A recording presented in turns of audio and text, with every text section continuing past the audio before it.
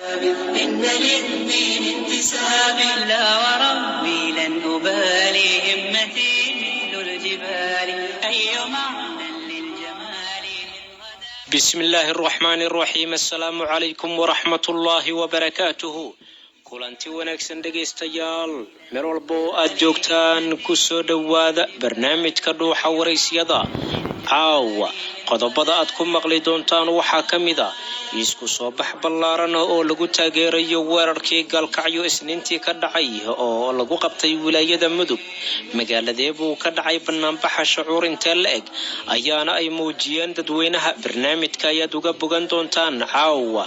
sidoo kale waxaad barnaamijka ku maqli doontaan maktabka diiwaanka zakawaadka ee xarakada mujaahidiinta al-shabaab oo soo gabagabeeyay howlihii qaybinta zakada. tirakoob ayaan idiin soo gudbin doonaa. nin wariye ka ahaa telefishinka Mareykanka ee CNN-ka oo isaga oo warka ku jira hadda ka hor sheegtay inuu ku biiray qoryaha liwaadka isla markaana yahay qof marwo ah oo la qabo ayaa dhaqan xumo baahsan ka wada magaalada Hargeysa. ardayda dhigata iskuul uu halkaasi ku leeyahay oo laga deyrinayo mustaqbalkooda, kuwaasoo iyaga oo ninkaasi la sawiran baraha bulshada ku baahiyay kuna faanaya. waxaad maqli doontaan haweeney ka waramaysa inta uu socdo barnaamijka. qodobadiisa waxaa ka mid ah bulshada ku dhaqan degmada Jannaale ee gobolka Shabeellaha Hoose oo soo dhaweeyay xarunta cusub ee ay idaacadda Al-Furqaan ka furatay degmada. waxaan idiin soo gudbin doonaa shucuurtooda. halkee buu marayaa khilaafka maaliyadda ku saabsan ee dowladda federaalka ka dhex taagan? weli meel ma la saaray 20 milyan oo dollar oo lagu eedeeyay inay xaday wasaaradda maaliyadda lana wadaagtay madaxda dowladda federaalka ah. warbixin macluumaadyo aad u badan wadata ayaad ku maqli doontaan sidoo kale barnaamijka. waa mar kale iyo dhuuxa waraysyada. واليغال في عتاب إن للدين انتساب لا وربي لن أبالي همتي مثل الجبال أي معنى للجمال. وهجاج dhageystayaal meel walbo aad joogtaan mar kale waxaanu hawadeeda ka leenahay. assalaamu calaykum waraxmatullaahi wabarakaatuhu. maktabka diiwaanka zakawaadka waxa uu soo gabagabeeyay howlaha qaybinta zakada dhammaan wilaayadka islaamiga ah ayaa laga qaybiyay. wariyaheena Cabdisamad ayaana inoo soo koobaya warbixin ku saabsan. dhammaan wilaayadka islaamiga ah ee Soomaaliya waxaa sanadkan si wanaagsan looga qaybiyay zakada xoolaha nool, taas oo ay ka faa'iideysteen kumanaan qoys oo masaakiin ah. sanadkan 1440 hijriyada waxaa zakada xoolaha nool laga qaybiyay ugu yaraan 8 wilaayo oo dhaca koonfurta iyo bartamaha dalka Soomaaliya. waxaana wadarta guud ee xoolaha la qaybiyay ay gaarayaan 22,451 neef oo isugu jira geel, ari iyo lo. dadka ka faa'iideystay qaybinta zakada xoolaha nool waxa ay tiradoodu gaaraysaa 6,269 qoys oo isugu jira rag iyo dumar, kuwaas oo ka mid noqday noocyada uu Allah amray in la siiyo zakada.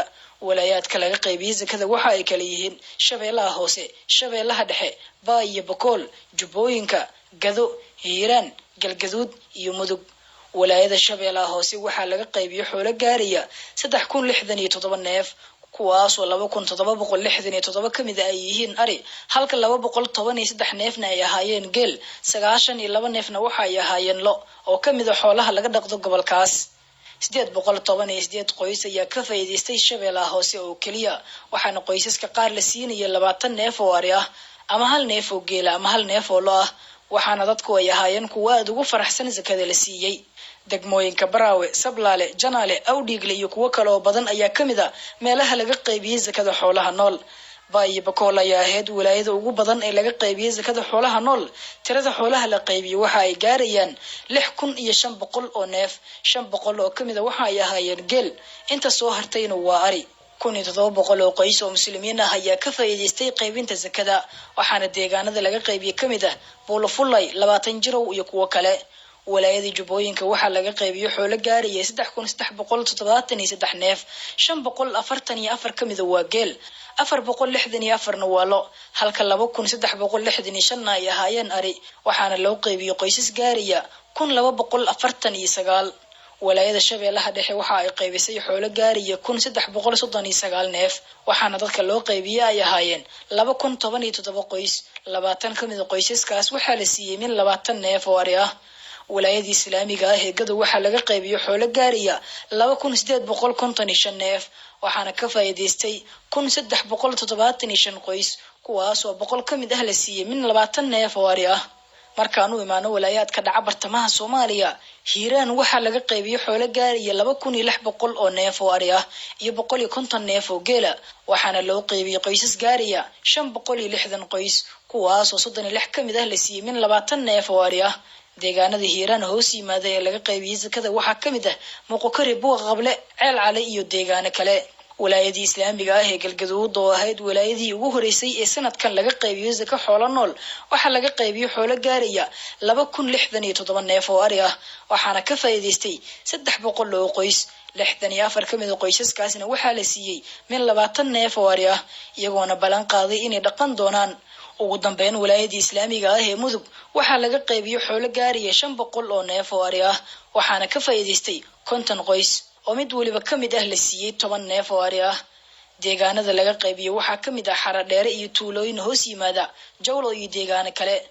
xarakada mujaahidiinta Al-Shabaab ayaa sanadkii 11aad oo xiriir ah waxa ay walaayaadka dhaca koonfurta iyo bartamaha Soomaaliya ka qaybinaysaa zakada kala duwan iyadoona ay xusid mudan tahay in sanadkan walaayada Banaadir laga qaybiyo lacago zaka oo gaaraya $100,000.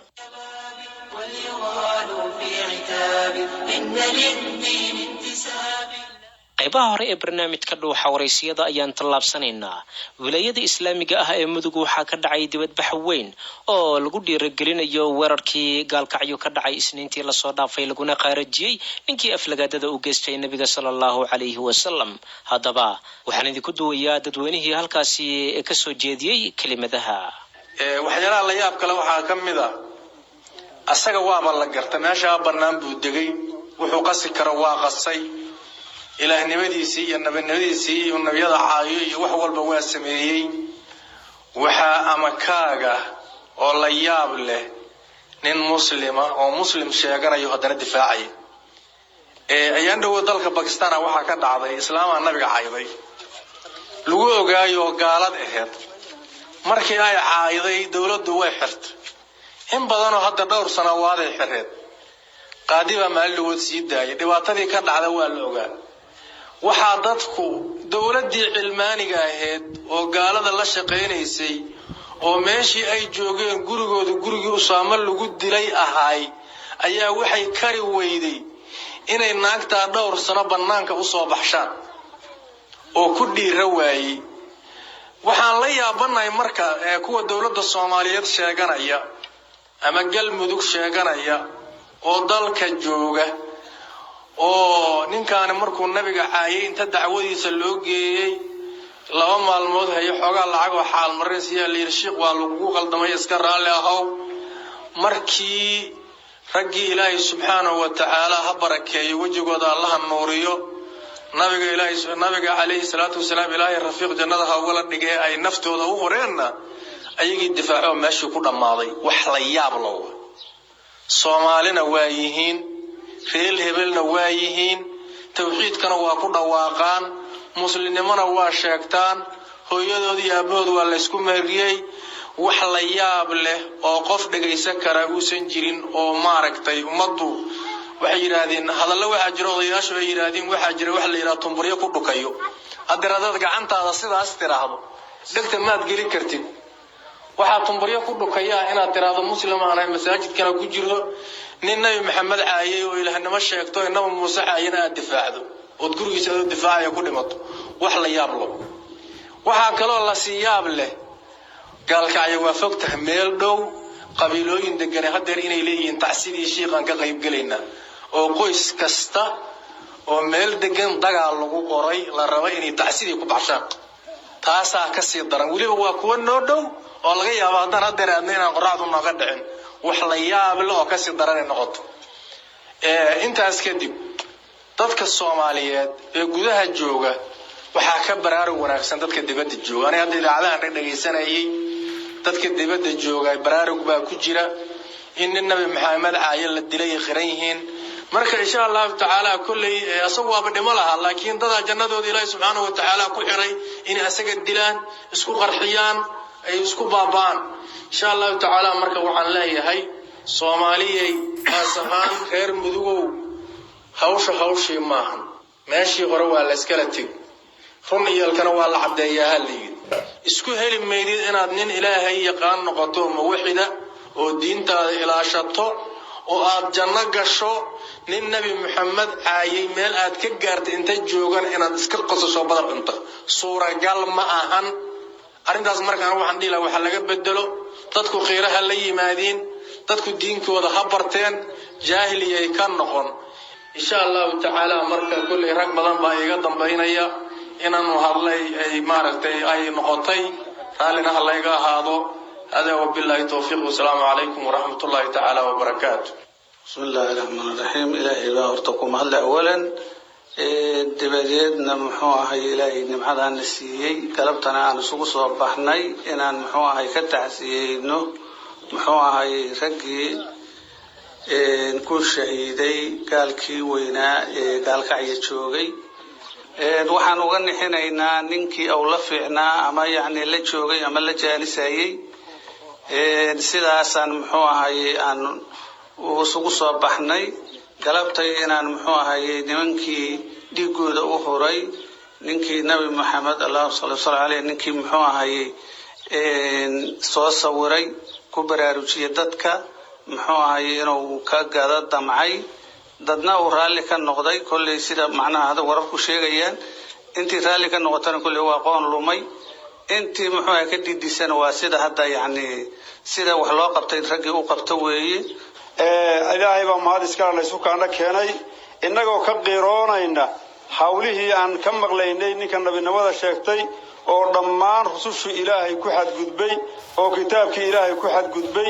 oo culimmadii muslimiinta iyo ajilada la yaqaan ku xadgudbay oo waxba u reebin diinta islaamka inaba Allah ka dhigay ilaahay baa naga kaafiyay muslimiin xanaaqsan diintooda jecel nabigooda jecel ilaahooda jecel baana ku cibaadaystay dadkana dad baa ku jira markasta oo hadii rabbi idmo dhiigooda iyo naftooda iyo lafahooda u huraya diinta islaamka wayla buuxaan waxaan leenahay cadawgii maanta wuxuu soo qaatay qalabkiisii maraykan isku dal maahin gaalada in lala dagaalamo ilaahay baa dadka kor saaray ilayna dilaan annaguna dilno waxa weeye yabo ilaahay ballan qaaday dadku yay guryaha seexan hal laga kaco hal odayga waayeelka ciroolaha dhalinyarada hadii rabbi hal diyaar garo adduunkan garab buu sii dhiganaya waa dhaqaaqay geed hadii dabayl ku dhacdo oo roob yimaado lar ku dhaco oo duqoobo oo garab ka dhigto sooma laabto adduunkan dhinac buu u batay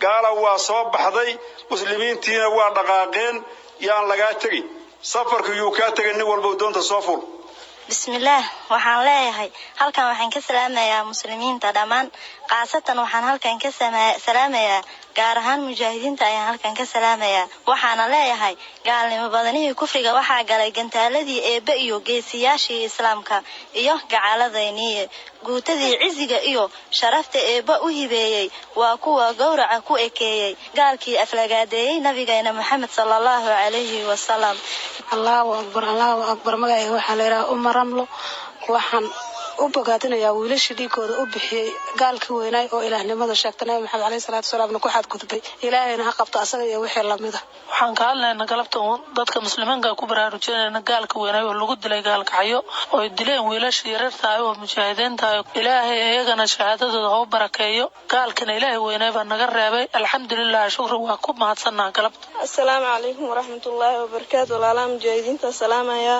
gaalkii nabigeena maxamed sallallahu alayhi wasallam ilaahay jahannama ku fogeeyo kuwii istishhaadiyada galaan ilaahay shahaadadooda ka aqbalo ilaahay aan tuugay assalaamu alaykum wa rahmatullahi wa barakaatuh waxaan salaamaa walaalaha mujaahidiinta meel kasta ay joogaan ilaahay baa ku mahadsan gaalkii naga reebay weynaay rasuulka naga sallallahu alayhi wasallam u gafay rasuul ma oo gaarmana maaragtay aflagaaday kare afkiisa qurunka badan la ku taagay walaalihii naga reeban ilaahay waxaan baryaynaa janno firdawsi ilaahay inuu bishaaray asagana jahannaba ilaahay ku fogeeyo taas baan baryaynaa dhamaantood walaalaha ilaahay guul ha siiyo meelay joogan islaamka oo dhanba Allahu akbar waxaan u duceynaynaa wiilasha mujaahidiinta ee nabi maxamed difaac alayhi salaam ilaahay jannadaas siiyo magaceyguna waa Marin Ismaan allahu akbar alxamdulilah ilaahay baa ku mahadsan mujaahidiintii gaalkii oo magaalada gaalkacyo ku noolaa kurka ka gooyay ilaahay subxaana watacaala ayaan u baryaynaa jannadiisa inuu geeyo ilaahay baana ku mahadsan ilaahay ayagana say muslimiinta uga farxiyeen ilaahay ayagana ha uga farxiyo jannatu firdows lacalaana ilaahay ha geeyo alxamdulilah wasalaatu wasalaamu calaa rasuulillaah amaa bacd walaalihii istishaadiyadaasi galeen waxaan leenahay aflax alwajh ilaahay subxaana watacaalana ha ka aqbalo ilaahay subxaana watacaalana awlaadooda ma dayaca dibkood annagana dibkoodna ma fidnayo ilaahay subxaana watacaalana waxaan weydiisanaynaa inuu ilaahay subxaana watacaala mujrim walba oo ummadan kasoo dhex baxa oo usoo saara rag qabta sidaasoo kaleeto ilaahay subxaana watacaala ayaana ku mahadsan wabillahi tawfiiq assalaamu calaykum الله أكبر الله أكبر الله أكبر ولله الحمد إلهي سبحانه وتعالى يا مهدس كله إنه يقول نمعي سبحانه وتعالى نمعضان ما أنت أنسوكو بكرين الله سبحانه وتعالى يا عيدن كيس كسر لذي قالك ويناء جوجي مقالة قالك عايكم فرتة runtii haddaan ahnay dadka yani mudug ku nool qaasatan waxaan ku dhahay magaalada Xaradheero waa utun ama waxaan ku dhahay qodax inugu taagneed ninkaas gaalka ah iyo xulufadiisa ilaahay nooga raaxeeyay iyo walaalihii jannada ilaahay subxaanahu wa ta'ala ku iibsaday ee ku shahaado qaatay ilaahay subxaanahu wa ta'ala waxaan u weydiinaynaa jannatul firdaws al-a'la inuu ilaahay subxaanahu wa ta'ala geeyo rasuulka sallallahu alayhi wasallam ay difaaceen oo cirdigiisa ay difaaceen ee dhiigoodana ay u horeen Allah waxaan u weydiinaynaa inuu ilaahay subxaanahu wa ta'ala jannada rafiiq kaga dhigo nabiga sallallahu alayhi wasallam maalinta qiyaamada uu la soo saaro wallahi thumma wallahi arrinka ay sameeyeen walaalahan mujaahidiinta ah ee maanta amaliyadaas ka qayb qaatay wallahi qof kasto muslim ah ee damiir tawxiid ay ku jirto oo yaani waxaan ku dhahay nabigiisa sallallahu alayhi wasallam u qiiroonay waa wax uu jeclaan lahay nabiga sallallahu alayhi wasallam inuu yaani amaliyadaas oo kamid noqdo qaasatan gabdhaha muslimiinta ah ee ku dhaqan magaalada maanta aan ku sugannahay gobolka mudug waxaan leenahay wallahi thumma wallahi waajib ina saarnay oo qof kasta uu la murugaysnaa oo sariirtiisa la seexo waayay walaalahaas inaga gadiyeen waxaan leenahay ilaahay subxaanahu wa ta'ala jannadiisa ha idin siiyo ilaahay subxaanahu wa ta'ala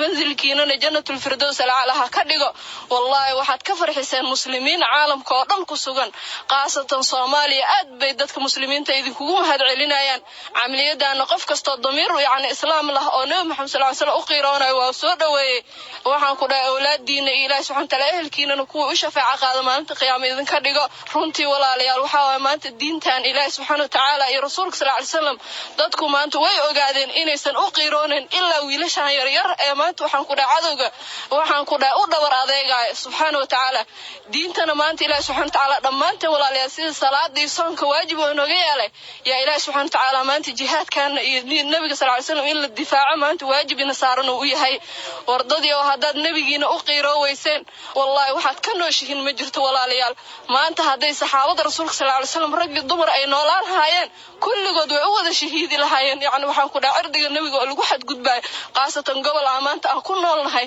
oo waxaan ku dhahay nin faajir ah oo aayadaha quraanka ku heesay oo rasuulka sallallahu alayhi wasallam caayinay oo ilaahay subxaanahu wa ta'ala dadkii waxaan ku dhahay wax ma garadka caamadaha fisqi iyo fasahaad ugu yeeray maanta waxaa jira dad maanta difaacay oo garabkiisa ah oo taakuleynay oo maal ku bixinay waxaan ognahay maanta ninkaas waxaan ku dhahay jaadka maanta Nairobi looga keenay jiray in yaani magac qaas ah u lahay faajir faasiq ayuu ahay ilaahay ba inooga raaxeeyay waxaan leenahay ilaahay subxaanahu wa ta'ala kuwa maanta aba tacsida u dhigay ama waxaan ku dhahay maanta maskiin yar oo yaani suufiya la dilo dhahay waxaan leenahay qulmuutu biqaydikum adinkana wax yar yaani kama dambeyn doontaan insha Allah ta'ala marba ilaahay idin qabanaya maanta farxadiina iyo wanaagiina dadka muslimiinta ina u bandhigtaan isku daya oo ilaahay subxaanahu wa ta'ala mujaahidiinta sa u weydiisan jannatul firdaws al-a'la inuu geeyo Allah subxaanahu wa ta'ala taas ayaan weydiisanaynaa wa billahi tawfiiq wa salaamu alaykum wa rahmatullahi wa barakaatuh madfac raraan nugleer lagu rakibay qarax yaraan dhaysan madfac raraan nugleer lagu rakibay qarax yaraan dhaysan ruuxooda niman iibsadaa ruuxay ku fartiye raayadii islaamkiyo xaqiiso rogaal cele allahu akbar kun la raray kuman yaal waxrida kuman wax raacdaysta waxay ahaayeen bulshada ku dhaqan gobolka mudug gaar ahaan magaalada Xaradheere oo dhigay dibadbax ballaaran oo ay ku muujinayaan shucuurkooda ku aadan sidii ugu faraxsan yihiin weerarkii Galkacyo إن للدين انتساب لا وربي لن أبالي همتي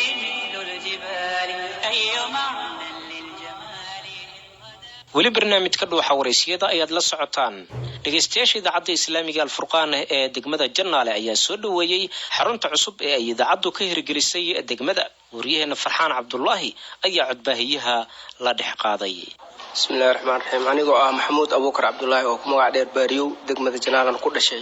sidee waragtaa idaacadda laga hirgeliyay Jannaale? maasha Allah, waxaan leeyahay idaacadda waa arin loo baahnaa shacabka ku nool muslimiinta degmada Jannaale. marka maasha Allah, waxaan leeyahay idaacadda weli waxaan ka codsanayaa ragga idaacadda in ay sida madaarista ay kasoo qayb galaan, waxbarashadii ay kor u qaadaan. dadweynaha ku nool degmada Jannaale waxaan leeyahay aad iyo aad inay kasoo qayb galaan waxbarashadii iyo wixii idaacadiina ay garab noogu sii. magacayga Xalim Cali baa la yiraahdaa. maasha Allah, waxaan leeyahay Ilaahay subxaanahu wa ta'aala ayaa ku mahadsan. Ilaahay noo soo dhaweeyay idaacadda ee dhagoolnimadii naga biyay baan mahad iyo xamdi u celinaynaa. marka waxaan rabnaa in nala wacyi geliyo oo khayrka naloo sii badiyo oo wax walba naloo sheego oo maxay hayteenay wararka iyo wixii xaqiiqada iyo wax kasta maxay hayteen insha Allah nalaga wacdi geliyaan doonayna hadii Ilaahay qadaro. horay idaac sidaan oo kala magaalada ma laga hirgeliyay? maya waxba lagama heli jirin. dhagoolaan ahayn meel iska fadhiya oo waxba kala ogeyn.